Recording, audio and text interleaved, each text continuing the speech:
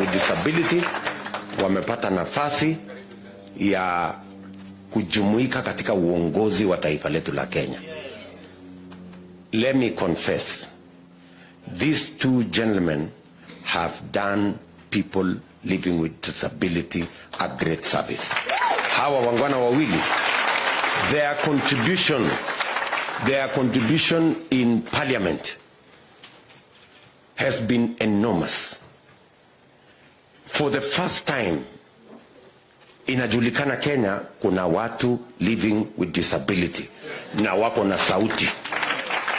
And I want to congratulate you, gentlemen. You haven't let people with disability down. You have been exemplary, you know, in your contribution. Na mimi nataka niwashukuru sana. Mjue ya kwamba hii safari tutatembea pamoja. Na tutahakikisha kwamba mambo ya watu living with disability is part of our agenda, and we are going to see it through. Tumkaribishe Mheshimiwa Musalia Mudavadi. Karibu sana. Yeah. So tumekuja hapa kwa sababu tunaamini watu wanaoishi na ulemavu ni watu ambao wanastahili kusikizwa kwa makini at the highest level possible.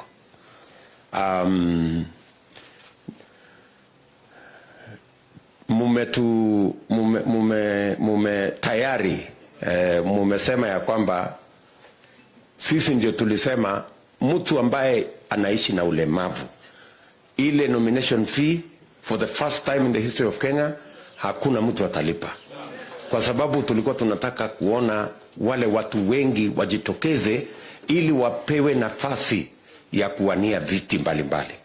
And I want to congratulate you. Many of you stepped forward.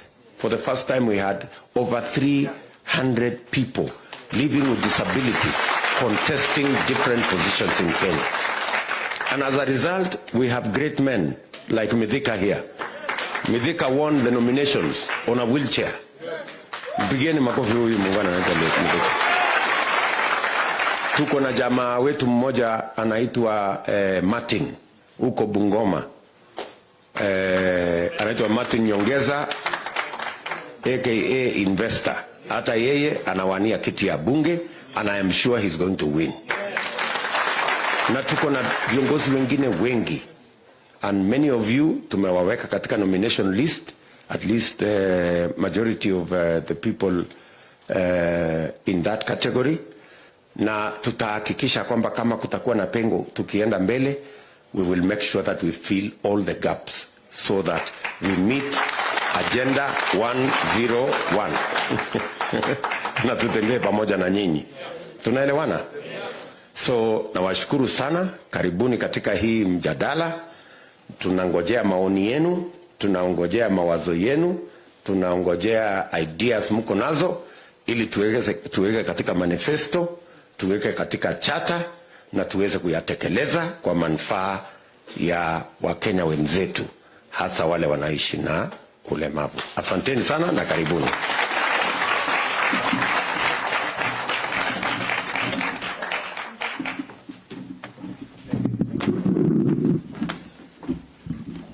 Makofi, makofi, makofi. Makofi, makofi. Tunasikia kabisa. Si Chief Afisa ni mwenzetu. Si anaongea kama mlemavu. Ama namna gani? Yani you actually kama ulikuwa na Wakenya bwana. Ni kama ulikuwa na Wakenya. Lakini hiyo inamaanisha pale Jerry, you've actually been listening to people with disability. I can tell you, tumekuwa kwa hii kazi la Sankok, there are people, sijawahi kusikia, a leader who is articulate on our issues as His Excellency the Deputy President William Samoei Ruto. Na ujue, kwa nini nasema hivyo, si tulikuwa Jubilee. Si Jubilee ilienda vile ilienda. Mbona Maora na Sankok walijipata upande mmoja kwa Chief Hasla? Sasa tunajua unafuata nyuki ule nini? Hawa namna gani? Na hii hasla hii asali ni ile ya hasla. Ni ile inachovya na wale watu hawana miguu, wengine hawana mikono, lakini bado ni hasa. So thank you very much. Tumkaribishe kwa makofi Mheshimiwa Musalia Mudavadi in the house, in the house, is in the house, in the house, in the house. Wonderful. Sasa, we are going to have presentations from our representatives here. Please uko na dakika 5 ujieleze. Tell us the issue, the challenges and the solution. Hatuandiki kitabu cha lamentation, unaelewa? Lamentation inaitwaje kwa Kiswahili? Ati malalamishi. So, tunaanza pale bottom. Kuna kiongozi wa mahuka amekuwa akipigania walemavu wa huka sana kwa miaka mingi sana, by the way, and I have respect for you. Bwana Maingi, wewe ndio utatuanzishia hapa. Karibu, dakika zako 5 na uwe tayari kujibu maswali. Usifikiri utakuja tu kuongea tu hapa. So, mpigie makofi bwana Maingi. Tuuza walking on a wheelchair is a very great man. You have the floor. Thank you. Asante sana Mheshimiwa Mwaura, Senator, ambao tumekuwa na wewe kwa muda mrefu na tunashukuru. So, Naibu wa Rais Daktari William Samoei Ruto, ambaye tunatarajia kuanzia tarehe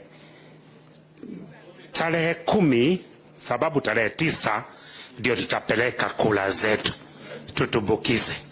Kwa hivyo tarehe 10 saa 11 tunatarajia Bwana Chebukati atupatie the 5th President of the Republic of Kenya, na si mwingine ni William Samoei Ruto. Hiyo hatuna shaka, daktari. Na kwa nini hatuna shaka? Ni kwa sababu umeshika group ambao hii ndio inaamua, hii ndio inatoa uamuzi. Kula zetu hizo ambao watu wengine wanasihino, hizo ndizo zinaamua. Kwa hivyo naweza kuhakikishia kwamba hiyo State House ukiingia pale tutakuwa pamoja. Na kama vile Senator Mwaura amesema, ukiingia pale tutakula pamoja na wewe pale. Na najua itakuwa sawa. So siku ya kwanza ukiingia pale, tunaposhukuru Mungu, tukumbuke sisi, tuwe pamoja na wewe ili tuone itakuwa vizuri. So kwa majina yangu naitwa Joel Mainge, ni mwenyekiti wa wachuuzi ambao tunafanya kazi katika jiji la Nairobi kwa muda, na si Nairobi peke yake, ni kwa sababu nimeenda maeneo mengi tukishirikiana na Mheshimiwa Mwaura wakati alikuwa katika National Council. Tumeenda kwingi tukijaribu kuona jinsi ambao walemavu wenzetu watasaidika. Na kwa hivyo nataka tu niseme mambo machache. Mheshimiwa Rais, ni Mheshimiwa Rais, nimetangaza hiyo, nimetabiri tu sababu imetoka kwa kinywa. So nataka niseme hivi, kwa mambo ambao pengine tunayapitia tukiwa katika Nairobi, tumeyapata iko katika maeneo mengine, na hasa katika county zile ambazo ni kubwa kama Mombasa, Kisumu, Kakamega, Kitale. Unapata watu wengi wanapitia ile shida ambao tunazipitia kwa pamoja. Na shida ya kwanza ambao Mheshimiwa Rais naweza kuambia ambao imetupata ni askari wa county. Sasa ni wa county, bereni tulikuwa tunaita wa balasa, lakini sasa ni wa county. Hao ndio wanaangamiza biashara zetu za walemavu. Na kupitia pale unapata tunapojaribu kuinuka, Mheshimiwa Naibu ya Rais, hatupandi juu. Kwa sababu tunapoweka kazi zetu, tunapoenda kufika agalau 5,000, hizo kazi zinabebwa zote na zinaisha zote, na tunarudi square one.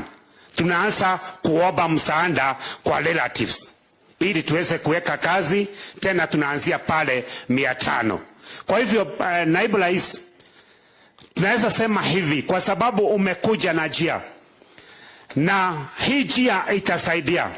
Kitu ya kwanza ningeomba, ukiwa rais kuanzia tarehe 10, nitaomba tu ya kwamba all the governors, tuko na Alfred Mutua hapa na wengine wote, na hapa Nairobi tunajua ya kwamba tutakuwa na governor ambaye atakuwa upande wetu, ambaye ni Senator Sakaja. So ni kwa sababu pale na Mheshimiwa Rais utakuwa na usemi, ningeomba hiyo mambo ya harassment ya wafanyi biashara itakuwa ya mwisho na itakoma, ili kazi zetu siweze kuendelea na tuweze tuweze kujibuni kimaisha na familia zetu ziweze kusimama. Ni kwa sababu naibu wa rais, nataka tuseme tu kidogo ya kwamba unapata kwa sababu ya zile kazi tunapitia, watoto wetu hawapati hiyo masomo. Ni kwa sababu hatuwezi kuafford vizuri. Tunapoendelea kazi zetu zikienda, watoto wetu wanarudi nyumbani. Kwa hivyo unapata watoto wa mchuuzi mwishowe anaishia tu kuwa mchuuzi. So na tukipata nafasi nzuri, nafikiri hiyo kazi itaenda vizuri. Naibu wa Rais, naweza kusema ya kwamba kwa sababu umetuambia na umesikuja na business fund. Hii business fund naamini ya kwamba itasaidia mahali pakubwa sana. Na nataka kuomba hivi, kwa sababu sisi kama walemavu most of the time hatuna collateral ya kusimamia hizo vitu, na ndio maana hatuwezi pata fedha katika banki zile ambazo zina operate, kwa sababu hakuna kitu ambao tunapata. Lakini vile ambao umekuja, ningeomba katika zile hiyo fund, business fund ambao utaweka aside, kama vile Mheshimiwa Sankoko aliomba, wacha kuwe na fund ambao itakuwa specific ya persons with disability, ya kwamba tukienda pale hakuna kitu ambao tunaitishwa, na vile vile itakuwa ya urahisi. Ni kwa sababu kama vile tunafanya biashara, tukipitia governor wale ambao watakuwa, tutapewa identity cards katika county ambazo tunafanyia biashara, na zile identity card wacha siwe ndio sitaruhusu kuchukua zile fund ambao zitakuwa zimewekwa kando, na sitasaidia biashara zetu siweze kuendelea vizuri.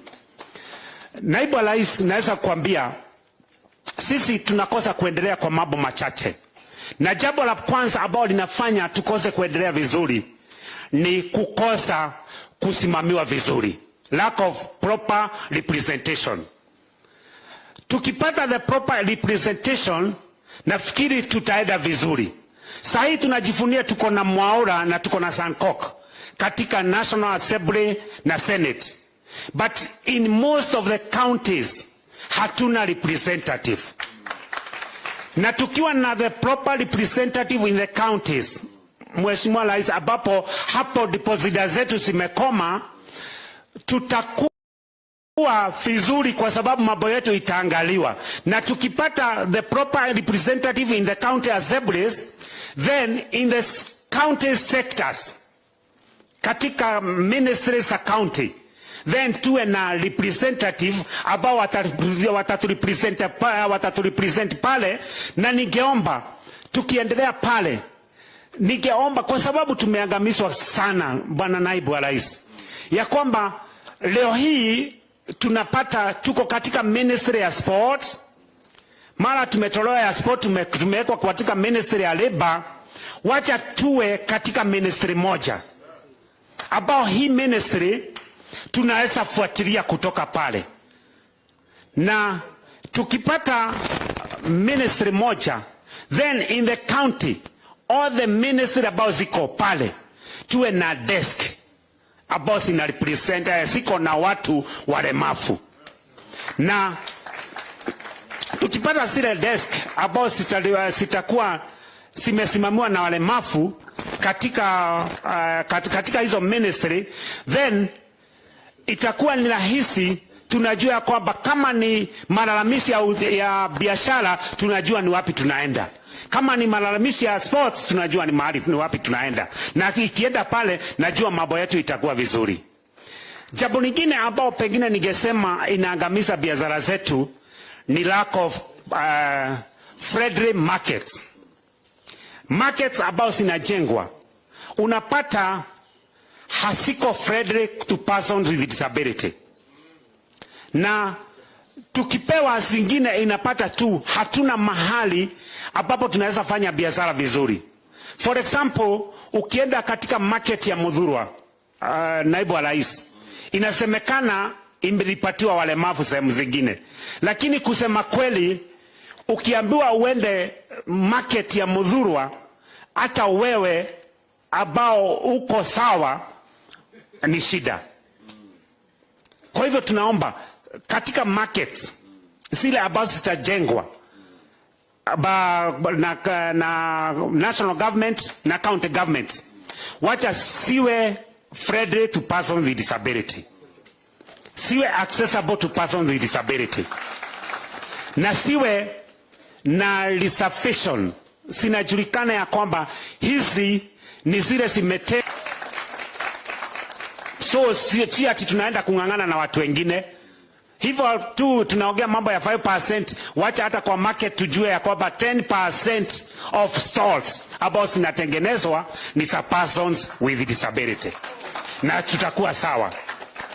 Then mambo ya finance nimeongea, nafikiri hiyo itatusaidia sana. Bwana naibu wa rais, kwa sasa kaunti mingi zimekuja na Disability Act, na naamini ya kwamba hizi Disability Act in the counties na national, hizi Disability Act naibu wa rais zikiwa implemented fully, tutakuwa sawa. Persons with disability tutakuwa sawa, kwa sababu ndio zinaongelea mambo ya employment, ndio zinaongelea mambo ya representation, na hizo sikiwa pale tutakuwa sawa na mambo yetu itakuwa vizuri. Jambo lingine ambalo ningependa kusema, na nafikiri bwana governor wa Machakos sijui amefanya nini, sababu tumejaribu kuangalia, tumeangalia bwana Mutua, tumezunguka na tumepata mambo haijakuwa sawa sana. Kuna public utilities. The public utilities is kuna toilets, public toilets ambazo counties wanapea watu binafsi wa manage.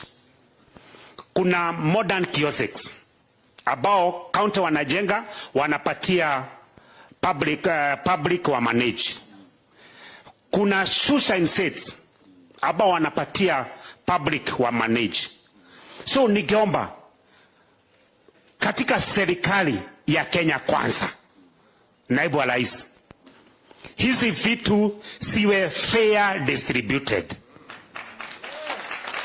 Hata walemavu tunaweza manage. Tunaweza manage choo, tunaweza manage modern kiosks, tunaweza piga viatu rangi. Na in fact, bwana naibu wa rais, hizo kazi ambazo ni rahisi sinafaa zipewe walemavu. For example, kama Nairobi tuko na kama choo 30. Hizo choo 30, 20 zikipewa walemavu, hata beggars wameisha. Tukipewa shoeshines, tukipewa modern kiosk, mambo ya shida hatutaiba tena, itakuwa sawa. So mimi ningeomba hivi bwana naibu wa rais, nikimaliza mambo ya tax exemption, tunaangalia na tunaona ya kwamba mostly inaangazia wale watu ambao wameandikwa. Wafanyi biashara hatuangalii pande hiyo, mambo ya tax exemption. So ningeomba mambo ya tax exemption, especially sisi sababu umekuja na mambo ya FAD. Wacha hii FAD tukipata tunaweza kuimport hizo vitu ambazo ni za biashara. Wacha hizi vitu ambao tuna import ambao ni za biashara isiwe tu ni gari yangu ya kutembea, hata nikitaka kuimport gari ya biashara iwe ni tax free. ndio ni enjoy kama yule mlemavu mwingine, na nafikiri nikifanya hivyo itakuwa vizuri, na nafikiri nitafikisha hapo kwa sasa, na nashukuru kwa kunisikiza. Mungu awabariki, awatendee mema. Thank you. Makofi. Yeah. Thank you sana. Oh, thank you. Okay. Thank you, Bwana Mainge. Yes. Thank you, Bwana Mainge. Sasa umependekeza Bwana Mainge ya kwamba zile masoko tunajenga, kwa mfano tuko na mpango ya kujenga soko 20 hapa Nairobi. Umependekeza ya kwamba 10%. Tungesema between 5 and 10% ama 10%. Mimi ningesema 10% kwa sababu Nairobi County ndio center. Okay. Ndio center. Asante sana. So 10% ya stalls zote ama maduka zote zipatiwe watu wanaoishi na ulemavu. Hiyo tumekubali. Tutafanya hivyo. Pia katika ile mpango yetu ya housing, kwa sababu mpango kubwa tuko nayo kama Kenya Kwanza ni kutumia local housing, social housing kutengeneza ajira kwa vijana wa taifa letu la Kenya. Pia katika ile allocation ya affordable housing tutapendekeza ya kwamba watu walemavu wakuwe considered at least minimum 5%, lakini vile vile ziwe katika zile ground floor, ndio wasiwe na challenge ya kupanda mastairs. Mumesema ya kwamba mnataka pia representation, ndio mkuwe na sauti. Mimi nakubaliana na nyinyi kwa sababu leo tuko na representatives katika ambaye county assembly ambaye za Kenya tuko na 37 people living with disability only, lakini ingetakikana watu 94. So we have a gap of almost 50 people living with disability. Mimi nataka nikuhakikishia kwamba serikali ya Kenya Kwanza tutafanya kazi na IEBC tuhakikishe ya kwamba every county iko na the constitutional requirement of 2 members of the people living with disability in counties, in the county assembly. Na nimesema Kenya Kwanza alone tutahakikisha kwamba tuko na 47. Alafu we will push the other people to make sure that people living with disability wanapata nafasi ya kujieleza katika county assembly vile wako na nafasi ya kujieleza katika national assembly. Alafu jambo la tatu, na hiyo mambo yote tutaweka katika chata yetu na nyinyi.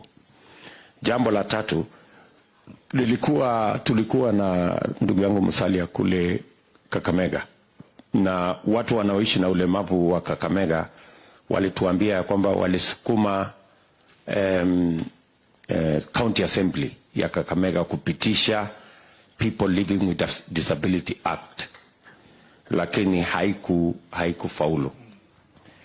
Serikali yetu ya Kenya Kwanza tutahakikisha kwamba within the first 2 years every county assembly in Kenya lazima iwe imepitisha sheria ya people living with disability, ili kuchukua yale mambo yote umesema, vile watashughulikiwa, kama kuna jengwa stalls, kama kuna business opportunity, kama kuna nafasi ya ajira.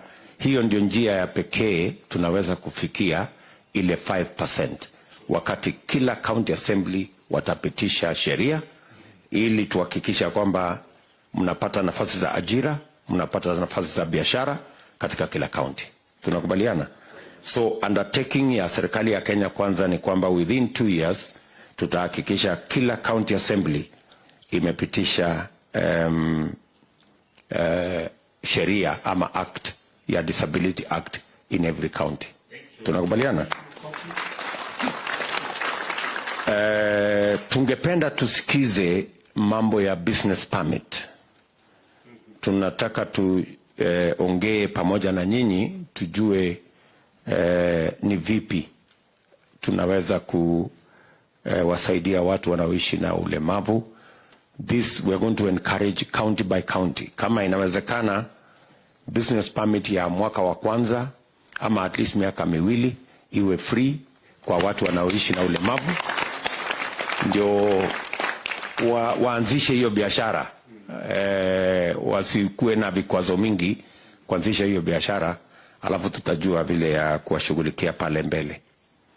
Vile vile mimi nimekuwa nikisupport Pure International Hospital ambaye nachangia kurekebisha disabilities kama ile bow leg, cleft palate na mambo yale mengine. Tumejaribu sana kusaidiana na other stakeholders. Mimi nataka niseme ya kwamba under Kenya Kwanza tutakubaliana, tutakuwa na MOU na hiyo hospitali ili tuweke pesa ya serikali kupunguza ile gharama watu wanaoishi na ulemavu wanalipa pale, ndio tuweze kuwashughulikia wale walio wengi. Sawa sawa. Thank you very much Bwana Mainge.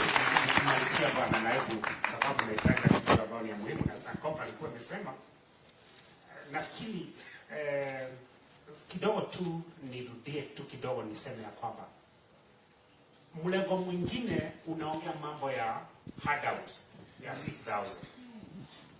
Naibu wa Rais, sisi sio beggars. Na tutaka handout. Na kile umesema ni hivyo. Si tunataka tupewe opportunity tufanye biashara. Tupewe opportunity na nafasi. Tukipewa opportunity na nafasi, hata hiyo kodi tunataka tulipe. Hiyo license tunataka tulipe. Kwa sababu already tutakuwa tumeinuka. Hiyo bottom up already umeileta. So tutakuwa tumeinuka, tutashangia, ndio hata wengine wale wako nyuma yetu waweze kuendelea. Nafikiri hapo tuko sawa. Asante. Asante. Thank you Bwana Mainge. One moment ngojea kidogo Bwana Mainge. Asante sana Bwana Mainge. Umeongea vizuri sana na nimekusikiza, taken quite a number of notes. Na just to assure you that tuko Machakos tulipitisha Disability Act na nikaisign 2016 during my first term. Na hii shida ambao tunaona building code yetu iko very highly enforced. Lazima kuwe na special ramps, special toilets, hiyo vitu yote, hiyo tunaendelea kufanya Machakos. Ile shida kidogo ni kwamba choo zote za Machakos sasa run by the county. Sasa we don't give them out anymore. Sababu imekuwa ni kama cartel. Na zetu zinakuanga free. Kwa hivyo hiyo imekuwa hiyo biashara pengine ndio au kuona. Kuna kitu kingine sijui kama pengine itatajwa katika hali ya biashara. Nilikuwa nafikiria tunaweza ongea kama Kenya Kwanza kuhusu hizo tax exemption. Inaweza kuwa it's very important, especially kama ilikuwa prorated. The first year unapata 90% tax exemption, next year si hivyo tu, eventually unalipa yote, lakini the first 5 years you're able to rise up. Unaonaje hiyo mpango hiyo ya kufanya nini? Tunataka nchi yetu iendelee na sisi pia tujivunie kuwa Wakenya. Nafikiri iko sawa. Ile tu kitu tu tunataka ni hiyo tu ya kuinuliwa kwanza. Tukiinuliwa tutoke pale chini tuendelee na kama vile Senator Mwaura alikiri ya kwamba mwisho tujipate hata sisi tunatoa rais. Na hiyo ndio tunasema in Kenya Kwanza we don't want to give handouts. We want to give you a hands up. Tukushike mkono tukuinue. Not a handout, but a hands up. Iko amen. Mainge, habari yako? Okay. Sijui kama uko familia na concept ile ya Bombolulu. Mombasa. Okay. Bombolulu kuna pahali wametengwa na watu walemavu wanatengeneza a lot of designs ya vitu mbalimbali dedicated purely for craft na tourists na nini. Concept hii ya soko unataka tu iwe to adopt proper dedicated kama zile za Bombolulu, pahali tunajua kwamba there is safety, there is care na nini, hamutasukumana na watu wengine, ama mnataka tu iwe extension kwa hiyo design? Sijui kama unajua kama hujui Bombolulu, maybe it is naelewa kidogo, na nafikiri kile kitu ambao sisi kama walemavu hapa Nairobi mostly hatukipenda kitu kama hiyo, kwa sababu unapata msemo ambao unasemwa ile soko ya walemavu. Hatutaki kitu kama hiyo, tunataka tujumuishwe, tuchanganyike na wengine. Hatuna hiyo soko ambao tunataka. Wacha iwe number 1 ni ya mlemavu, number 4 ni ya mlemavu. So long ni chini hatuendi juu. Na kama hata juu kama kuna accessible, wale ambao wako sawa, sababu kama mimi ninaweza enda first floor nikitumia lamp, lakini mtu ambaye pengine ako na wheelchair atakuwa mso huu wa wheelchair anaweza wekwa ground floor, na mimi naweza wekwa first floor, kwa sababu at least ninaweza ku access that first floor. Tunajia tu inaeleweka. Asante sana. Tunashukuru sana. Nafikiri ile kitu unajaribu kuavoid ni ile stigmatization. Yes. Unatoka kwa walemavu. Hata kwa walemavu. Asante sana. Tumeelewa. Makofi. Tumeelewa vizuri. Kama mtu wa bottom up. Sawa. Sasa kuna hii AMCO ambayo inashughulika tupate hela. Abdi ni mwenzetu, amekuwa akifanya mambo ya cleaning kwa biashara tofauti. So Abdi is a deaf man, a very good young man from Wajir. Kuja utuzungumzie. So kama utasimama hapa ndio interpreter kule chini, the best way you can do it. I know this young man. Very active. Nini mtatusaidia kuuliza hii kitu hapa?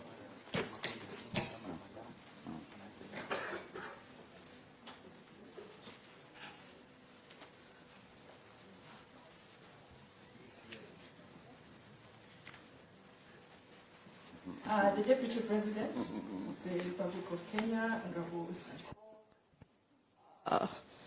Dr. Alfred Mutua, Musalia Mudavadi. Saizi ni good afternoon, si ndio? Tumepita morning. Bado, good morning. My name is Abdi Abdile. I cannot. My name is Abdi Abdile, and I am deaf. I am a UDA member. I'm in the Disability League as a Secretary General. I'm in the deaf community, and also I'm from the arid areas where we are marginalized. I will not talk much. I will just talk briefly, speaking to Agbo. The Deputy President, you remember one time we came to Karen, and we also came to State House at some point when President Uhuru and yourself were our leaders, became our leaders when you took office. Now we are speaking again, and I'm proud to be here again to speak to you. I won't talk much. I know you are going to get this. Tunaenda State House. Let me talk on the issue of AGPO, access to government procurement opportunities. Yes, for persons with disabilities. We have the reservation of 30% for the special interest groups, the youth, women, and persons with disabilities. So this 30% has not been achieved. I can be very honest. It hasn't been achieved. Sometimes we see advertisements for tender at KICC. So persons with disabilities are ready to come for the interview, but when I come, I find like the power has gone off and I'm supposed to go using the lift to discuss. People discuss already going on in the meeting, and I'm not able even to access the meeting. So there's nothing I can achieve from that. When we say the tenders are ready for persons with disabilities, and we are told to apply, but we are only given tissue papers, 20,000 tenders, or just these small oils. My wife keeps laughing at me because I only get tenders of toothpicks and all that. So we need, bottom up, we need these big tenders. We are able to deliver. We need to achieve this. We can also drive these Prados that we are seeing people driving out here. So once I win a tender, then I'm awarded an LPO or an LSO, then I go to the bank to get a loan. I'm a person with disability or on a wheelchair. The bank says you are not able to get a loan. How will you pay our loan back? You cannot pay our loan back. When I'm deaf and I want to access the banking facilities, they ignore. The communication challenge is there. So it's a big challenge. So when I go to the National Council for Persons with Disabilities, they say our money is there. We have, maybe I get a 2 million tender, but the limit is 500,000 at the National Council. So again, I am stuck. So I cannot move. So, when a Deputy President, after you get this seat, please help us. In the LPO financing, I've exhausted that. Let me talk on another issue of the deaf. In our deaf culture, we are very visual. We view people and give them sign languages. For example, our Deputy President, your sign language is this. That on the nose. Yes? Why did we give you this sign name? You can see it yourself. You can see it yourself. Your nose is a bit big, eh? Again. It is deaf culture. That is your sign name. Ruto. Yes. Mudavadi. This is your sign. Because you have that mustache with you on you. That is why we give you Mudavadi. Alfred Mutua, Dr. Alfred Mutua, you always shave this way, so we give you that particular sign. Yeah. In the deaf community, we are visual, and we give you a sign kulingana na vile tunakuona, kulingana na your physique. So people wanasema tu Sankok wewe uko na green, ni ile tu green dress, green. So I encourage you to learn a bit of sign language. One time when we went to Karen, we interacted with Honorable Ruto. And you see, when Ruto comes, he always says this. So he knows sign language. This is hello, hi. So sometimes he says this. Yeah? So that is sign language. Yeah, so just learn a little basic sign languages and you'll be able to communicate with us. As a deaf community, we are one family. We do not have a tribe. We are not Luo, we are not Kikuyu, we are not Mukamba and all that. We are one tribe. Sign language. As sign language community, the third language, national language in Parliament and in Kenya. So we have Kiswahili, English, and sign language. So we are free to marry any other. We are not like biased. The pastor who led us in prayers is around 70 years. And also, we respect our elders. We go to them. So I do not know, they cannot even use sign language. If they don't have time for us. We cannot vote for that, Mrengo.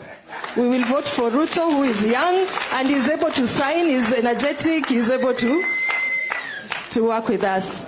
Thank you very much.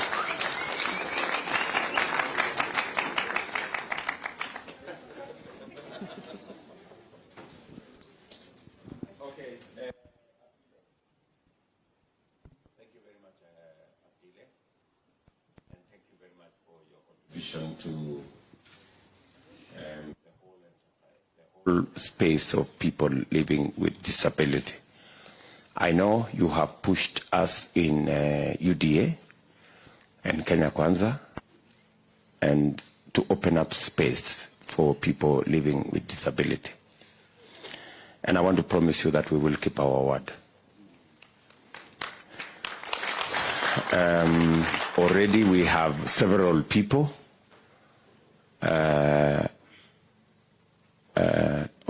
already we have several people who are deaf, like yourself, in our list of nominees that will become members of county assemblies. So the county assemblies have no choice now than to have interpreters in those places. Now, you said. Oh, asante. So,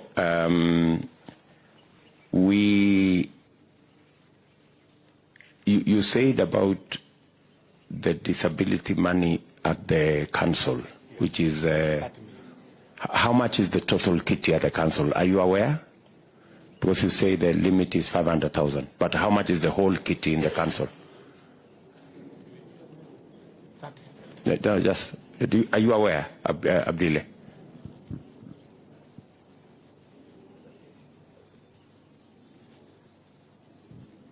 At the council, where the disability money, are you aware? It's 30 million.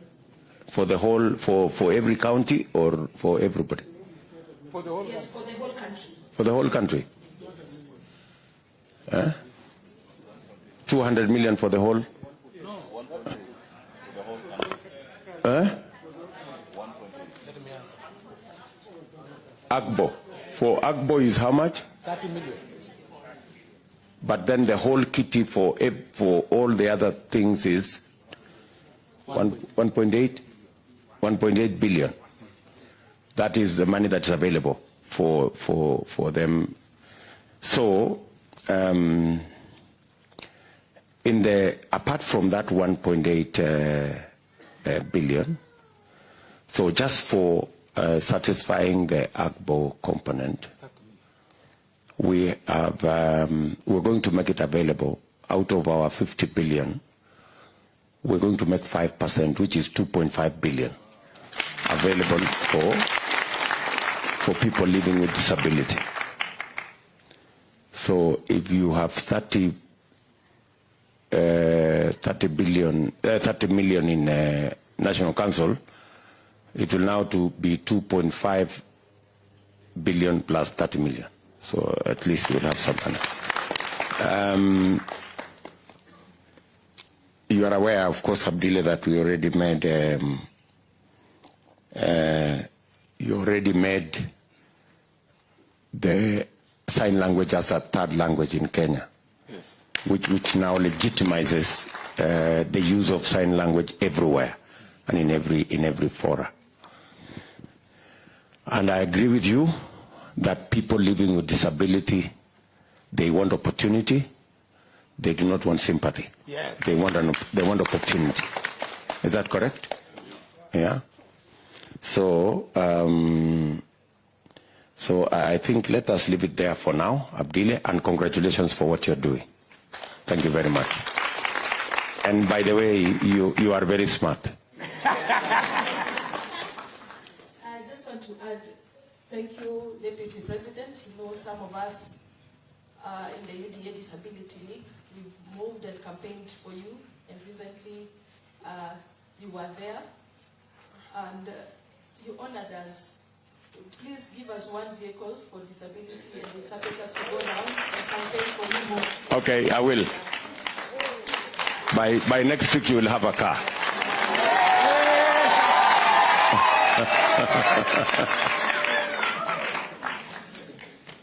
Okay, asante sana. Let's proceed. Makofi. Si tunaenda vizuri? Are we getting very good representation? Thank you very much. Now, Daniel Omeno, you are the one next. Baada ya Daniel Omeno, Bridget Songok, be ready so that ukue umejitayarisha. Saidia hii dasi kuja hapa. Omeno, karibu. Somebody can help me with.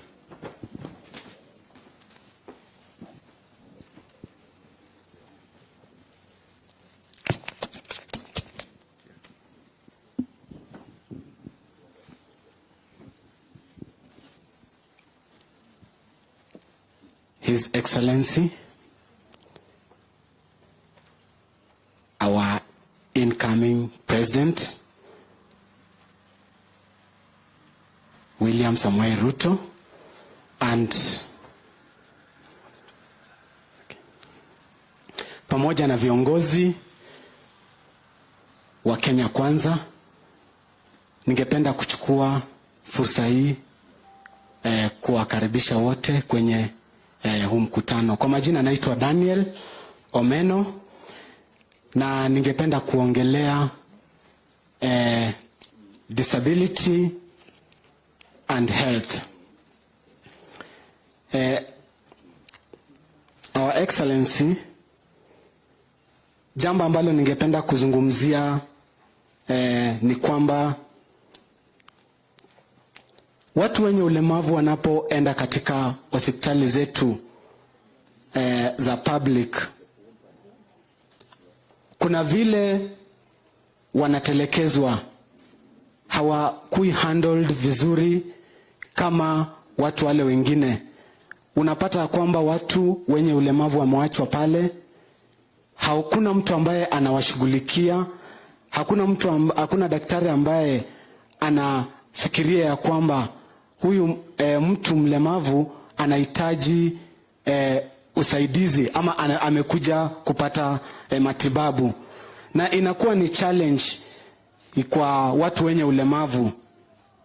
Utapata ya kwamba hata watu wenye ulemavu akienda pale, tuseme ni a woman mwenye ako na mimba, madaktari wanaanza kushangaa, wanaanza kucheka kwamba haya, hata hao walemavu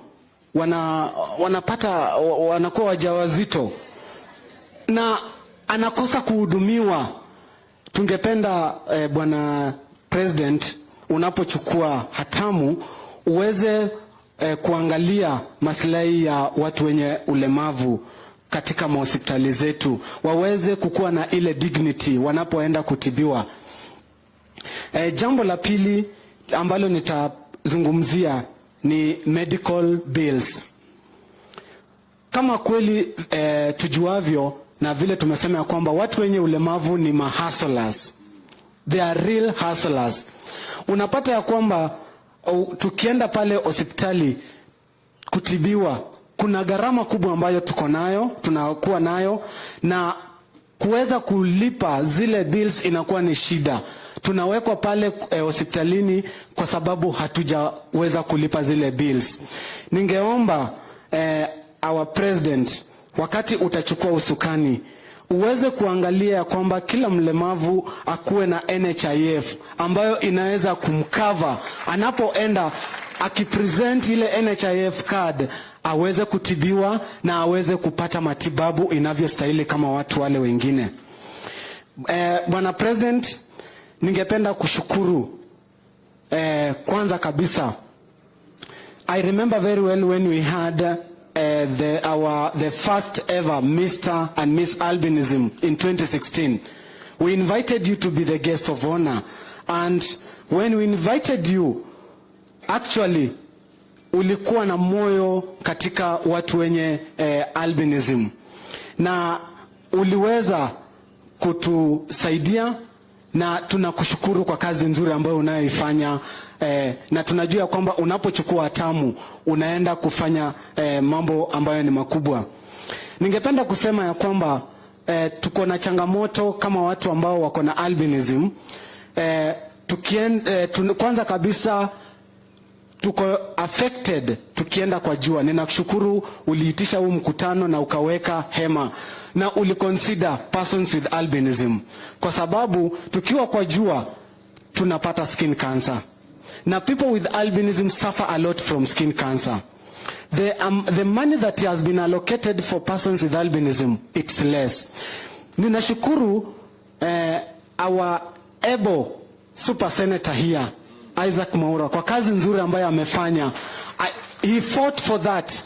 That's why we can get sunscreen from the hospital. But I want to assure you, our president, the money that has been allocated is still little. Compare when it was allocated for 3,000 people, persons with albinism. But now it's 3 times of the number. But still, we have to cater for ourselves, of which is a challenge. Some people don't get sunscreens. Some people are not treated for skin cancer. Recently, we have lost around 3 persons with albinism from skin cancer. And if we don't take care, our people are going to die. So, through your government, Mheshimiwa, we ask you to consider not only albinism. We have other types of disabilities when they are suffering from different types of diseases that they can't be able to manage. They can't be able to take care of them. Kindly look into that. Number 3 and the last one. Persons with albinism have devices, and these devices are costly. We can't be able to manage. As Mheshimiwa Sankok said, crutches are 1,000.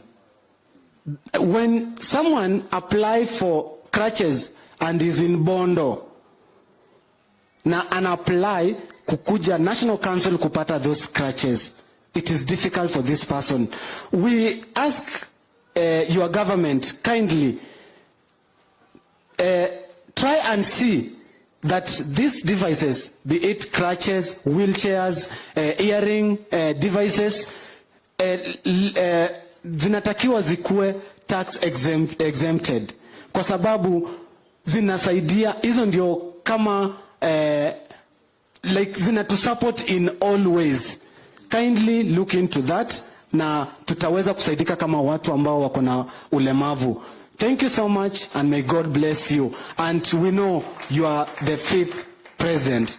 Come 10th August. Thank you so much.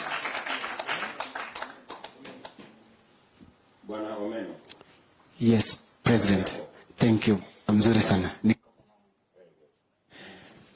Tumekusikia sana kwa makini, na nakubaliana na wewe ya kwamba everybody must be treated with dignity, vile umesema.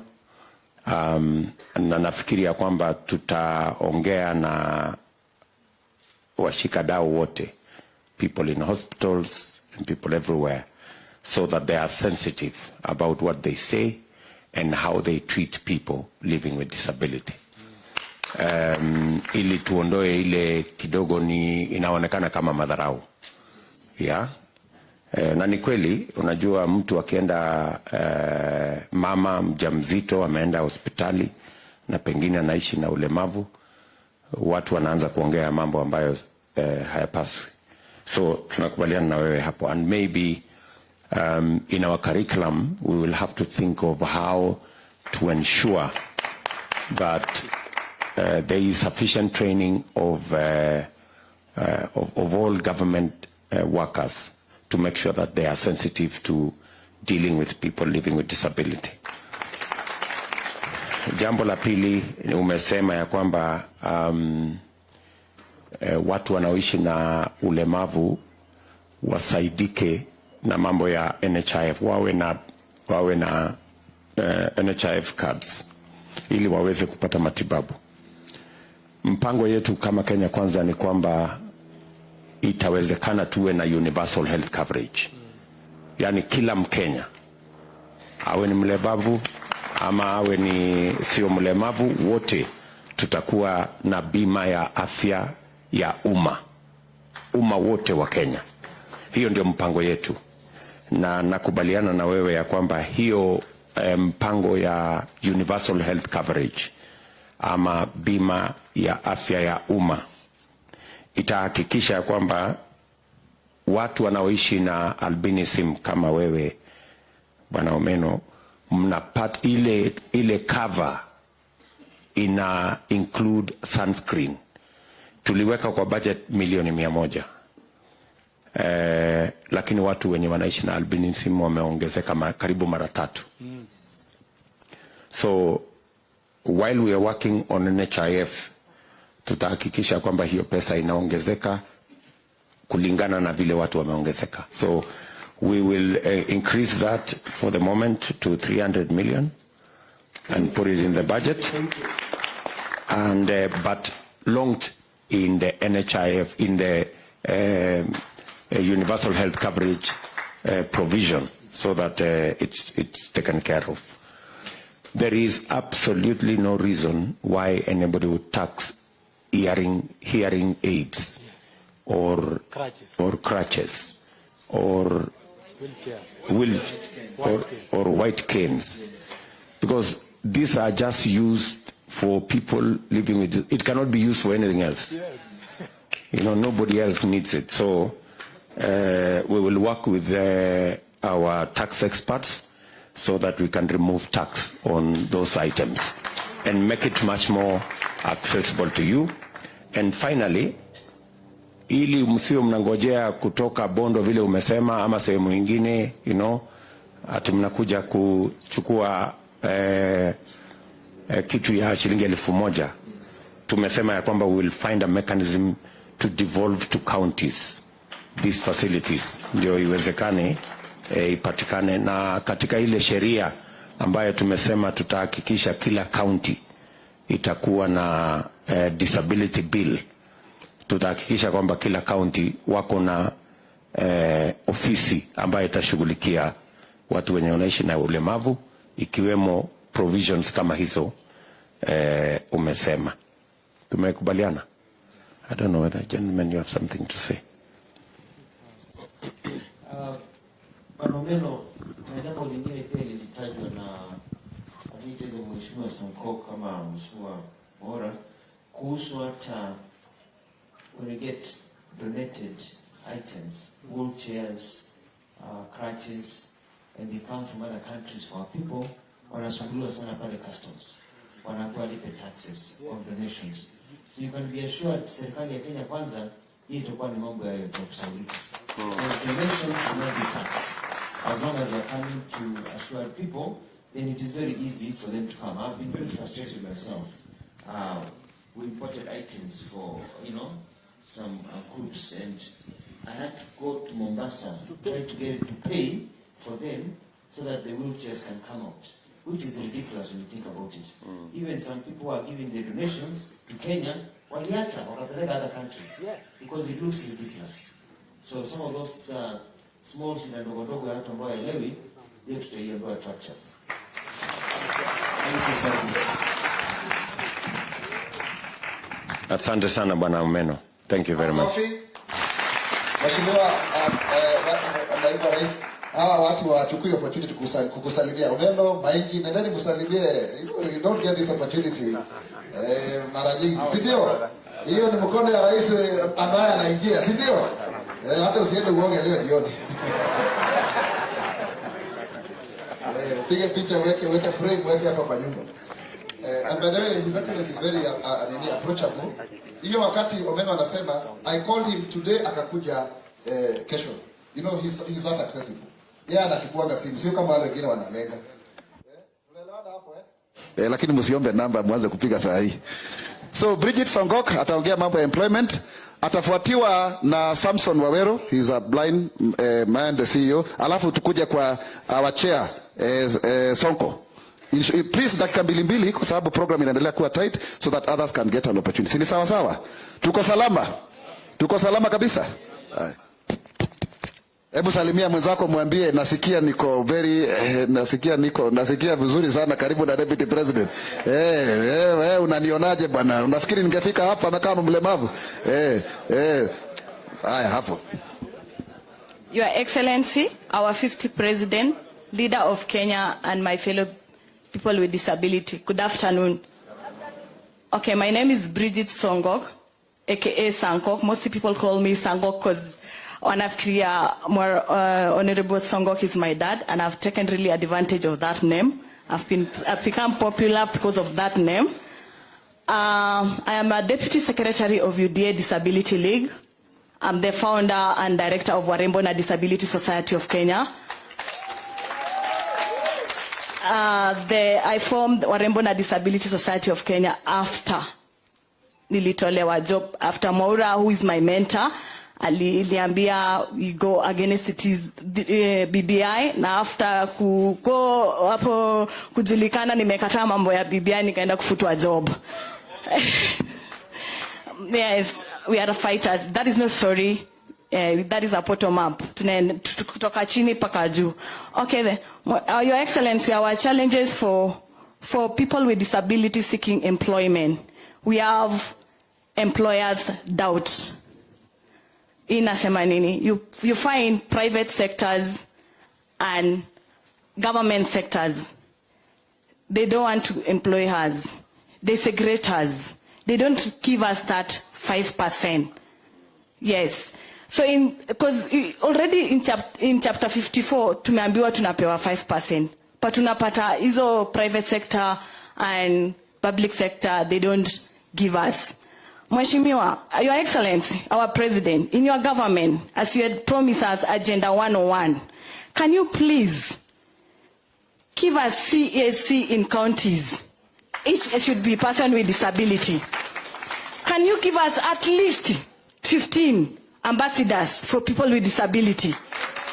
Yes, kwa nini ikwe moja? Why don't you give us even 5 or 2? Yes. Again, the challenges that we encounter as people with disability not to have a job is education, lack of education. As you heard my mentor, Honorable Maura, alianza shule akiwa na 4 years. Some of us here walianza shule na 15 years. Not because kunikupenda kwetu, because we live in a poverty. Our family cannot provide us. The stigma, like my family hataki kuniona nikienda shule because that shame. Your Excellency, your government should give us bursaries. Schools should be accommodative so that when we go to school, we are able to get employment. I'm talking about my experience as nililelewa Nandi County, and we used to have one school in Kobuzoi. So unaenda unapata vacancy imejaa, walemavu wamejaa. So unabidi unungoje wengine wamalize nje upate vacancy. So Your Excellency, we need more schools for people with disability. And ukipata mtu mwenye ako na degree, because most of us we have degree, lucrative degree, you find the employers employ the high school more than us. Yes, we need even TFE to be accommodative to people with disability. Mtu mwenzangu, mlemavu mwenzangu akienda na hiyo certificate ya TFE is able to be employed. Yes. Another one is transportation and accommodation. Like most people with disability, the environment for employment is not friendly. Unapata maizi maofisi iko 7th floor na uko hapa na wheelchair. Unapata hizo inaitwa the lift asivani. I'm talking about my personal experience again because I like doing what I've encountered. I had an interview in Moi Avenue, contrast building, and the lift was not working. Na nilikuwa na interview at 7. Nilika hapo paka 10. Kufika huko lift ikiwa nikaambiwa interview imeisha. Because siwezi tembea na hizi my club fit, inaitwa club fit, and I wear surgical boots. Siwezi tembea na hiyo lift. That is why we lack the job. So, Your Excellency, we need the environment. We should have the lift be accommodative, and also we have something a software called JAWS job for VI, right? When you get employed, most laptop for VI they use this, and it's very expensive. We urge you, Your Excellency, make the laptops for VI blind subsidized, because it is more than 120,000, which they cannot afford. And also some of us, assistive device. Me, like personally, I use surgical boots. It's 10,000. I can't afford because I don't have that employment. Some mwenye anatumia crutches. So we need these things to be free zero rating in everything. And again, Our Excellency, like we have discrimination in our employers. Before they see me as educated woman and on a disability yangu before I pay job. The solution that I want you, Your Excellency, ukiingia ukwa president, we need you to develop anti-discrimination policy. Munanisikia? Yes. We need you to develop require a public employment of people with disability. Ndio mtu akiniangalia hivi aone huyu ni Bridget na mwerefu, asione ulemavu yangu. Again, is lack of employment strategy plan. I'm urging Our Excellency to develop a 5-year strategic plan for people with disability. And then there is a group like Autism and CP. We need to be trained for them to get a job. Mnanipata? Yes, we need them to have a job. Wasikae tu wakitegemea wazazi wao. They can do something.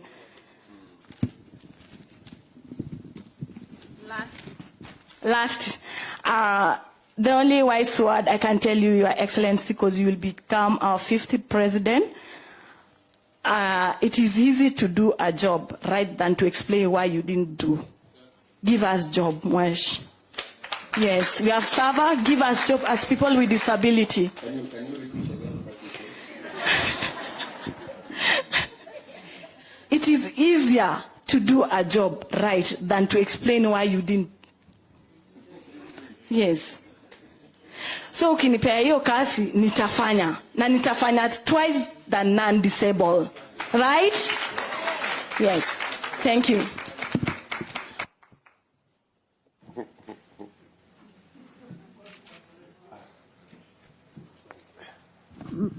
Thank you very much, Bridget. Thank you very much first for giving me an English phrase I'm going to use somewhere else. You have educated me. You said it is easy to do a job right. It is easier to do a job right than to explain why you didn't do it. Wow. Yeah. So we better just give you the job, and you will do it right.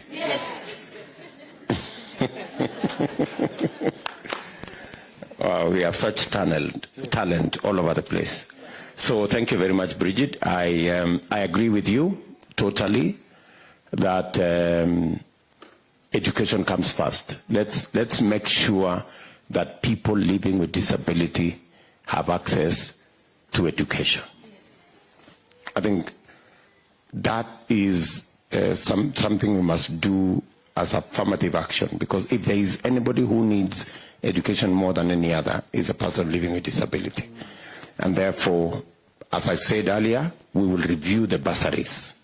If we think the bursaries don't cater for sufficiently for people who are living with disability, we will adjust and make sure that we give more bursaries so that people living with disability can have access to good quality education. Now, the other thing that you have mentioned, which I would want to, and that goes all the way to TVET and all the way to university. The question I want to ask you, people living with disability, do they prefer institutions that are special, or they prefer integrated? Which is which? Huh? Wow, this is very interesting. So you want to learn alongside the other children? Okay, give me an example. in St. Teresa of Avila and Dalat. I was the only person with disability, and I didn't feel oye oye because we don't want oye oye. Yes.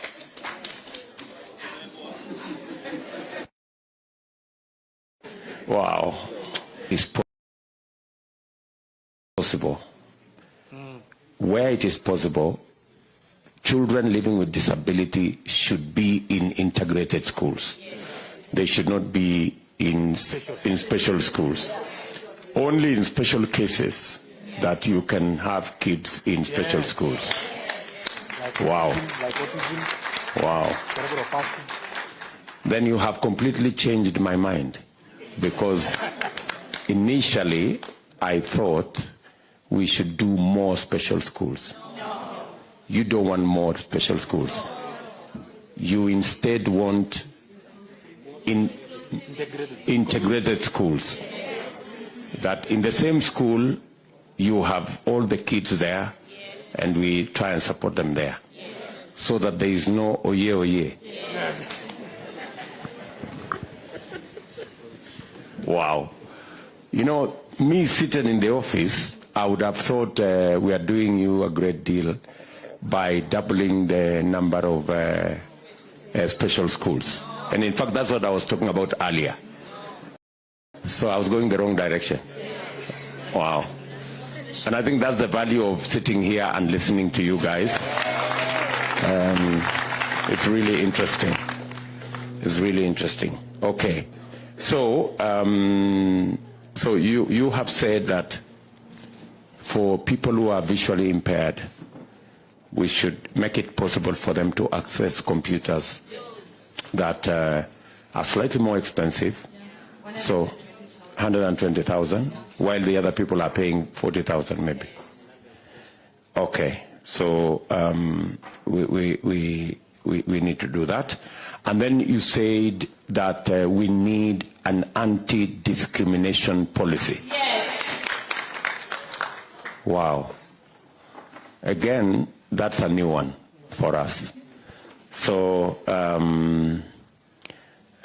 if there is a meeting that has really enriched our thoughts, it's this meeting. So,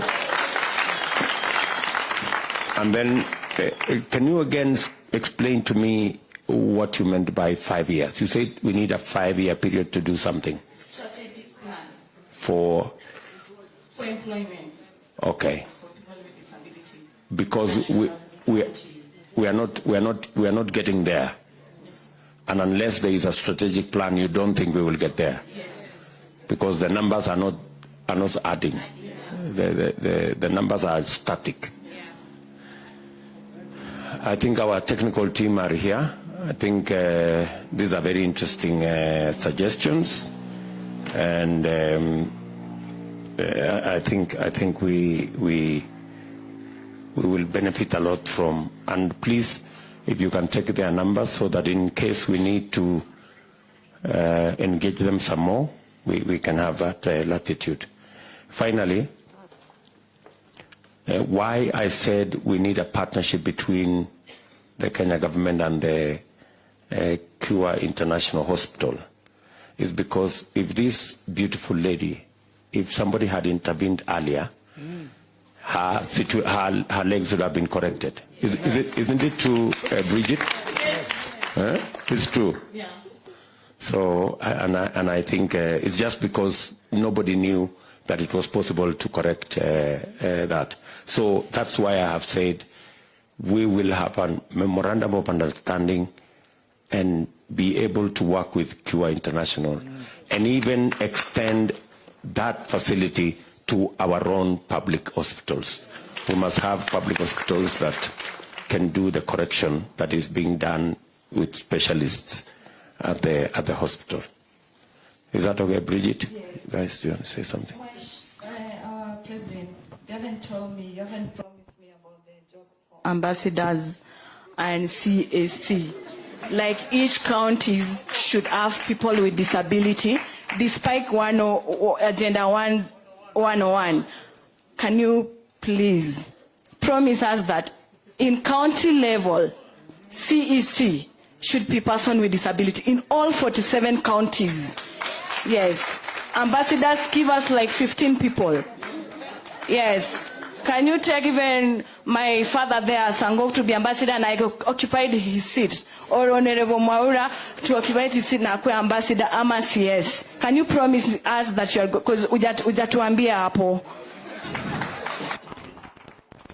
Let me process what you've said. Let Musalia ask something, and then I will come back to you. Bridget, I like your charisma and your courage, so to speak. Thank you. Now, you know, you said something about the BBI. I don't want to take you there.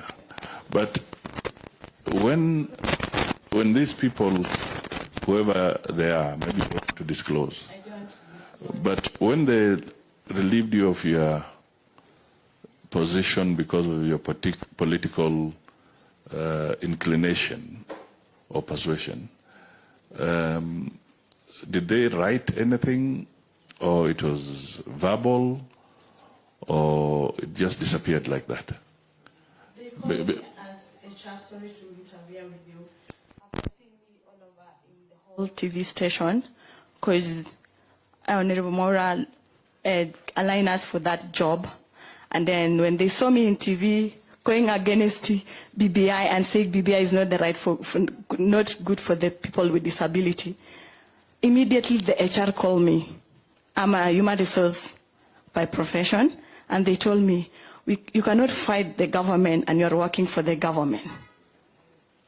And I was like, because I'm a person with disability, I don't have lawyer and everything. I had to quit. They give me my money, and I went. And I thank God for Ole Sankok and Mwaura, who held my hand and told me, if you are against the BBI, follow fifth president and we form your dear disability league.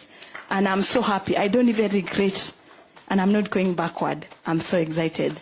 Yeah, I have to fight for people with disability, and we will not be intimidated. We have our voices. We need to fight for our space. Yes, and immediately after coming out of the job, I formed Warembo na Disability. It's not for beautiful. It is women to take space in leadership. It is women to take education. It's not only for beauty. It's women with disability to take space in leadership, employment, and politics. Yeah. Thank you so much. That is very important. So it was a public, it is a government institution. Yes. And they told you to leave? Yes. Wow. A day is coming. Yes. And freedom is coming. Freedom is coming. Yeah. So I think, thank you very much, Bridget, for your thoughts. And on the matter you have raised about, I have made a commitment on behalf of Kenya Kwanza. You have made suggestions on the number of CSS you want. You would suggest, and PSS, and CECs, and ambassadors. I want to promise you that there will be more ambassadors, there will be more CSS, and there will be more PSS than there are today. That one, at least I can promise you that. I may not promise you the numbers, but certainly we will improve on what we have. All right? We will move it to another level. On matters of CECs, we are going to discuss with our governors, the ones who will be on our side. We will persuade them, you know, as part of this engagement, and I'm sure they're listening somewhere. And when we sign this charter, we will make it part of our commitment that in our counties, where we have executives in our counties, that people living with disability will be considered. Sawa sawa. Thank you. And the last one, Your Excellency, like when it comes to leadership, like maybe appointing for CSC, CC, and nomination, I could like Honorable Mwaura and Ole Sangok should be the one tackling, because they know each and everyone as a person with disability. My governor might be not knowing me, but Honorable Mwaura and Ole Sangok knows me or knows anyone here. They are our father, they are our mentors, and we say thank you. Thank you very much. Thank you very much. Your suggestion is taken on board. Thank you. God bless you. Makofi kwa Bridget. Si hata sisi tuko na wasichana warembo wazuri hivi. Kwanza vile ameambiwa na deputy president atalala na hiyo viatu amevaa. Hawa namna gani? Very articulate. And Your Excellency, just to clarify, what I did is that we were able to secure a lot of jobs in a partnership with PSC, and anapiga picha hapo. Now what we did, Bridget was a beneficiary. She went to the university's fund. She was supposed to be employed at the HR, but the moment tulikuwa hapa tukaorganize akina Sonko, you remember, we started issuing press statements against BBI because they had nothing to do with disability. She became a casualty. So that's exactly what happened. Now Samson Wawero, kuja hapa tumpigie makofi.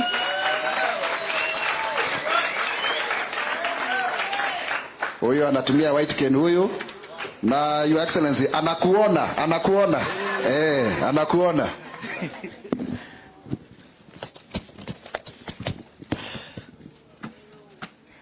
Thank you so much. Wawero, yes. Deputy President amevaa shati ya rangi gani? Amevaa kala yellow, inakaa jua. Nimesimama hapa nasikia moto. Thank you. Your Excellency, the Deputy President, the fifth to be, William Samoei Ruto, Honorable Musalia Mudavadi, Dr. Alfred Mutua, and my friend Honorable Sankok, my very good friend Senator Mwaura, all persons with disabilities here today, good afternoon. Thank you so much for giving me this opportunity to represent a few issues on technology and young people, because myself I'm a young person. These people who have visual impairment here, they decided to do some revolution in our society for the blind. It's a statutory body. So straight from campus in 2018, I was made the youngest ever chair at 28 years in this country of a statutory body, because mambo yao ilikuwa inakuliwa na watu ambao wanaona na hawana matters zao kwa heart. And we thank God because we've made progress in the Society for the Blind. And you came there in 1999 and registered as a member. I saw your certificate and your membership number ukiwa na Honorable Sami Koech. So sisi tuko hapa kwa sababu, Your Excellency, mambo ya walemavu ambao hawaoni, ambao hawasikii, ambao wako na some intellectual disabilities is only bridged by technology. Bila technology saa hii maisha yetu ingekuwa imefungika, it would have been shattered. But because there is technology yenye tuna import kutoka Western countries and Asia who are very good in it, we are able now to survive. Ukisikia kama hii simu ambayo tunatumia, lazima iongee hivyo, iongee ndio tusikie, alafu tu operate. So we do that by hearing, and it's not easy learning that language. Hii ndio braille ambayo tunatumia, hii ni ya karatasi ile manual, lakini kuna ya technology on note takers. And I thank Bridget kwa sababu ameeleza mambo ya computer na JOS. Mtu mlemavu akiandikwa kazi, kama ananunuliwa kompyuta ya kawaida ya 40,000, anahitaji an extra 120,000 kununua software inaitwa JOS. JOS ni kama hiyo umesikia kwa simu inaongea. And bila hiyo yeye hawezi fanya kazi. But aside from even JOS, and I need training, special training, to be able to know how to operate that computer, because we don't use a mouse. We entirely use a keyboard and keystrokes. And you see, many employers shy away from employing persons with hearing impaired, visual impaired, kwa sababu wanaona ni ngumu sana kwa accommodate.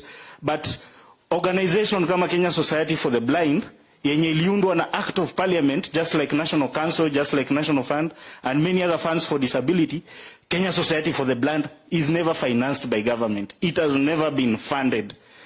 And kama na need an extra 120,000 kama mlemavu, na siwezi pata hiyo, kama hii society ingekuwa inakuwa funded, that price would have been down to around 25,000.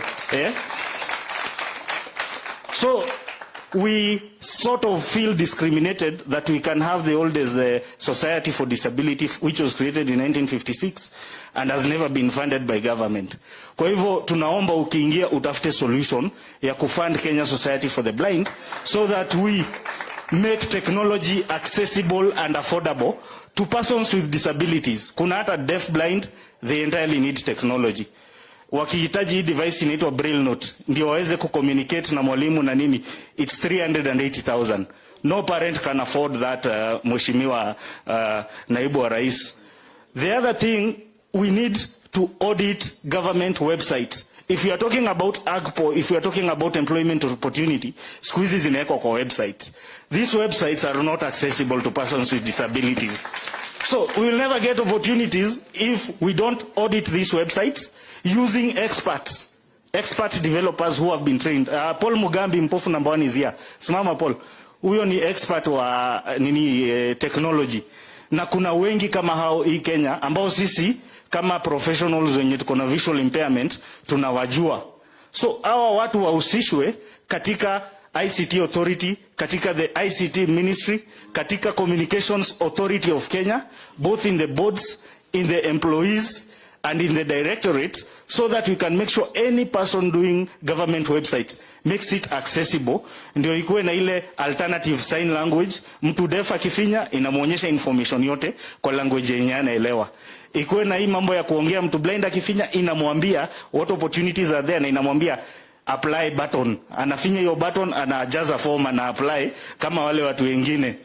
Yeah? So, Your Excellency, kwa youth, as I told you, I was elected the youngest ever chair as 28, and now I've been made CEO because of the exemplary work we've done. Even without resources, we are now serving persons with visual impairment.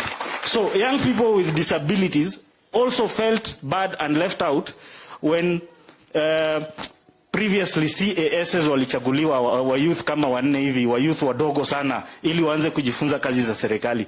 Hakuna mlemavu mmoja alichukuliwa hapo. Ukikuwa na hiyo program ya kumenta youth with disability in big positions like CAS, chagua watu wenye wako na ulemavu kama sisi, tuchape kazi vile inafaa na tuonyeshe dunia disability is not inability. Yeah, tunaongea pia kuhusu kwa hizi mambo ya technology. Zero rating ifanywe ili teknoloji yote inakuja na iko na nini ya kusaidia walemavu isitaksiwe, ili ikue affordable, accessible, quality for it to be able to assist persons with disabilities, parents of persons with disabilities and teachers. Sasa saizi kwa Teacher Service Commission, walemavu are the highest, it's where most disabilities are employed. Sasa mimi kama sioni, nikienda kuandikwa kama mwalimu, ule mwenye anaona ananunuliwa chalk, ananunuliwa duster ya kupanguza blackboard, ananunuliwa vitabu za exercise book, ananunuliwa teachers guides. Huyu mlemavu mwenye aoni hanunuliwi, anaambiwa kani 120,000 chukua loan wewe ujinunulie. It's unfair. Government imewape guide allowance kwa ESRC. TSC makes it lazima waende hapo wa camp wiki moja, ati uonekane na mtu ndio ibainike kwamba una disability. That should be removed. Ndio more people with disability waweze kusaidika. Wacha hii devolution ya signature ya DMS ifanyike all over Kenya. Mlemavu mahali yako ana apply, anapatiwa what they duly deserve. So on technology there are many things. We only need inclusion both in the decision making table and in the people implementing it, so that we can all benefit. With those few remarks, I thank you, Your Excellency, for the time.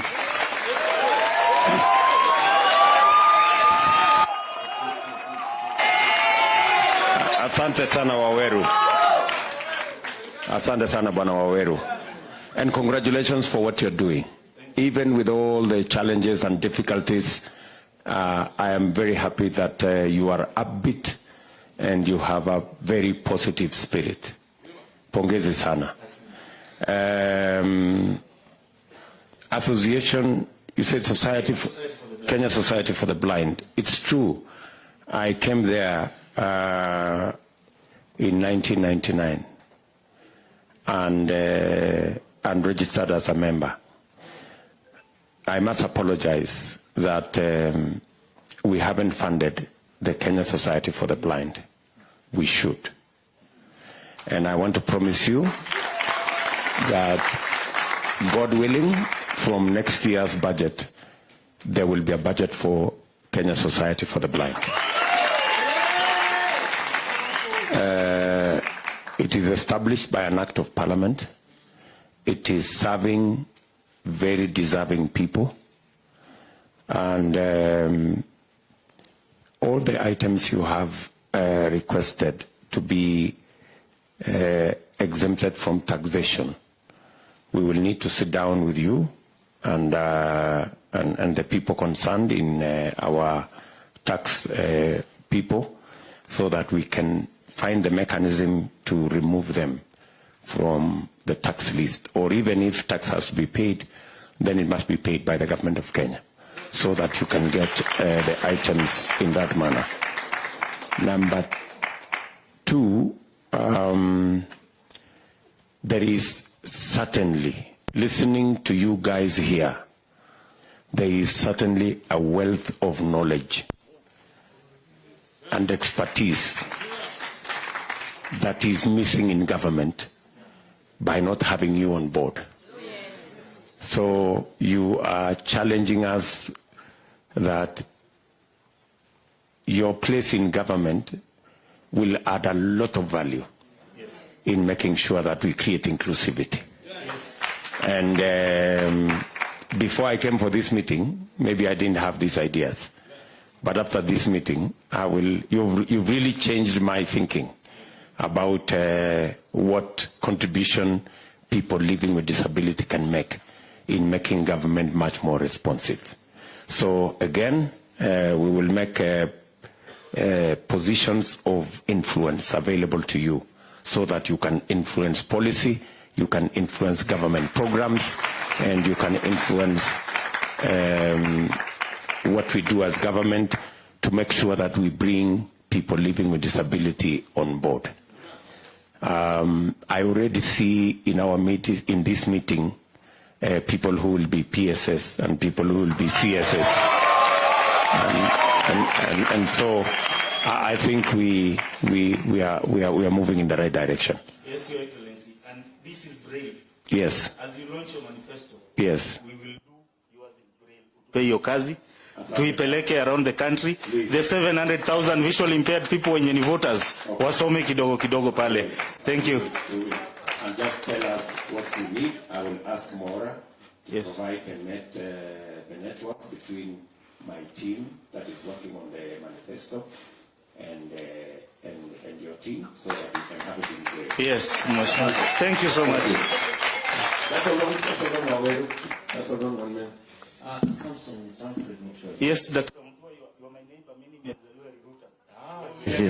Yes, you grew up here.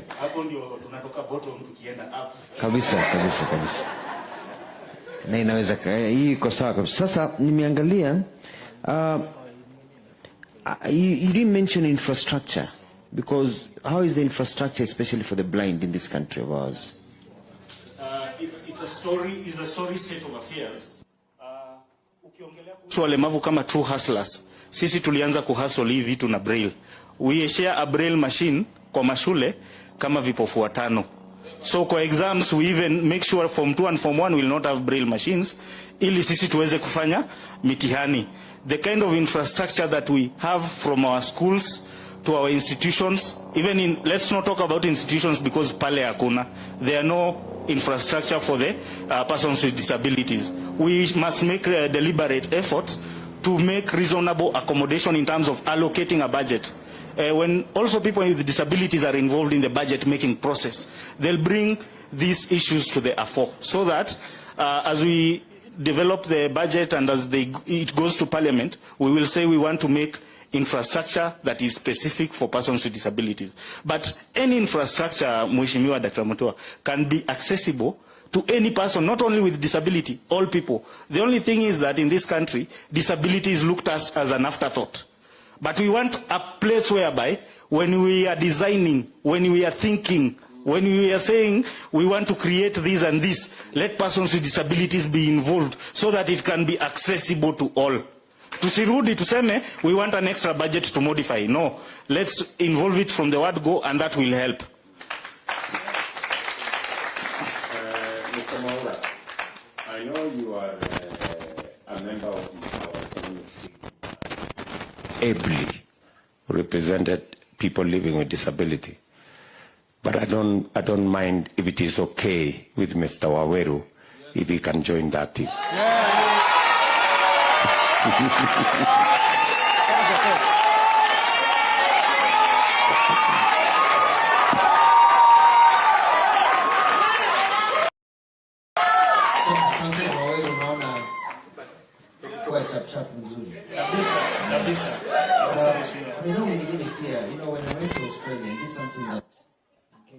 Interested in is also making life easier for people living with disabilities. We go to Australia and you're crossing a road and it's a traffic light. There's a beep that tells anybody who's visually impaired that don't cross. Beep, beep, beep, beep, beep, and then when it's easy time to cross, it makes a certain sound, kru, kru, kru, kru. Then you know it's your time to cross. So that you're not dependent on other people all the time. So you can actually move around in the cities and everything. So these are some of the things that we are thinking also, that's going to make life easier for you and for the large number of people who are visually impaired in this country to live a comfortable life in your day-to-day living.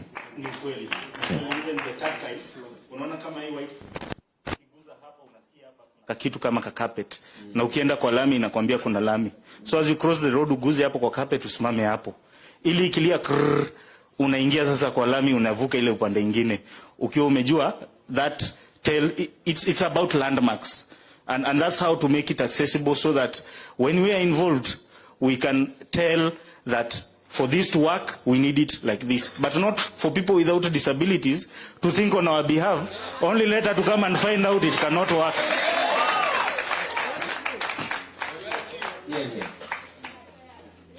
So thank you very much Mheshimiwa Rais kwa kunipatia fursa ya kuchangia katika timu yako ya economy. Nitafanya kazi kwa bidii kwa niaba ya walemavu wote nchini. Makofi, makofi. Si anaweza? Sasa yeye ni mpofu ama ni kipofu? Your Excellency, tunakuwa tukijoke hapa, tunaitana hii mambo ya kivi, kiwete, viwete. Hiyo inakuwa hivyo, lakini mtu mwingine asijaribu. Ama namna gani? So, time is really going, si ndio? Na mashughuli ni mengi lakini tunaendelea vizuri. Sonko, kuja hapa tafadhali, dakika kidogo tafadhali, wewe ni chairman. Alafu Jackie, the parent representative wako, kiongozi wa wazazi, Jackie, be ready. Alafu Alice, msichana wetu Alice huyo wa cooperative student. Alafu mpofu number 1, Ugambi mkiwa na Kanywa, you'll do it jointly. You are the last group around arts. Alafu tutajua baada hiyo program tutaenda namna gani. Tumeelewana vizuri? Mati Chelagat, be on standby. So mpofu number 1 mkiwa na Kanywa, mzungumzane mambo ya arts, how you'll present a joint presentation because of time. Lakini Deputy President ako hapa anaendelea kusikiza. Tunafurahia. Tumeshai kuwa na kiongozi anasikiza hii masaa yote. Your Excellency, tunataka ukae mpaka kesho jioni. Ama namna gani? Haya, Sonko, you have the floor.